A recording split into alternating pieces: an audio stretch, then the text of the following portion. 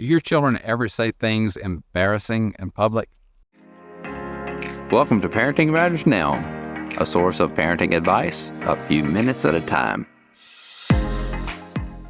Hi, this is Dr. Roger Smith with Parenting Matters Now.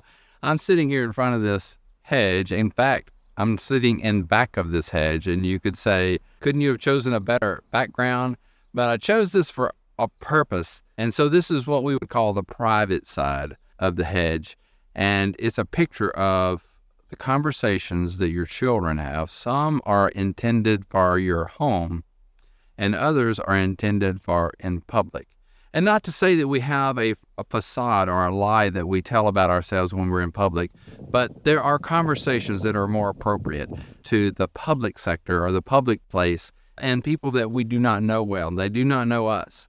Training your children that there are certain, maybe even language, topics that are appropriate for private conversation that among people that we know are the people that know us and understand the lingo. And there are times where we adjust to be around people that we do not know, and it could be greatly misunderstood. We have a good friend who does some training on this, and she talks about the whole idea of public conversation and private conversation, the word choice, the language, and that is something that children often have no concept of unless we as the adults, we as the parents, help explain to our children that those conversations, that language that's being used at home is not for when we go to church, we're at the bus station, or we're in a school setting, any number of things, that it would be dishonoring to themselves, but also to the family, to have some of the conversations that happen at home just out in the open because they don't know the full context. It's not that you're trying to hide something or keeping skeletons in the closet, but there are things that you need to know,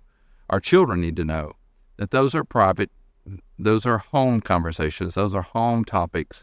And sometimes we refer to things as that's bathroom language. That's for the bathroom and not for when we're out at the park. Children don't clearly see the boundaries early on, and so that is a way of explaining that certain things we talk about at home, or we talk about the same topic a certain way whenever everyone understands, than whenever we're trying to explain a new conversation to someone that doesn't know the context. So I'll give one example just to put some skin on that. We do a lot of work in the homeschool world, and quite often there are jokes about children doing their schoolwork in their pajamas and not getting dressed for their day. Quite often, whenever that is very lighthearted conversation, that children in public will say, well, one thing they enjoy about the homeschool setting is that they can go to school in their pajamas, or that, but what people that do not understand the culture of those families is they would think that they are just lounging around and doing nothing. And so it conveys the wrong message. Whereas in fellow homeschool families, they all know that they get up, they have breakfast, and they move on to their schoolwork and never bother to get dressed. That's a picture of something that happens in your family where you have to give the full context, or you keep those conversations in your private setting.